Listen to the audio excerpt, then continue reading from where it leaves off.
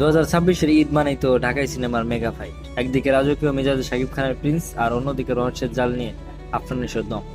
কার দখলে যাচ্ছে এবারে বক্স অফিস? শাকিব খান তো এবার পুরো ওল্ড স্কুল গ্যাংস্টার লোকে ধরা দিয়েছেন। প্রিন্সের অ্যাকশন আর কমার্শিয়াল এলিমেন্টগুলো কিন্তু এক কথায় মাসালা প্যাক্ট।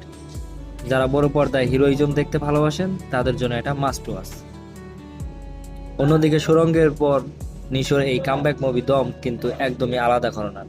থ্রিলার আর সার্ভাইভাল ড্রামা যারা পছন্দ করেন তাদের মনে কিন্তু অলরেডি জায়গা করে নিয়েছে এই সিনেমাটি। একদিকে সাকিবিয়ানদের উন্মাদনা, অন্যদিকে নিশো ভক্তদের টানটান উত্তেজনা। আমার মতে দুজনেই যার যার জায়গা থেকে সেরা। কিন্তু আপনাদের কাছে কার পাল্লা বেশি ভারী, প্রিন্স নাকি দম?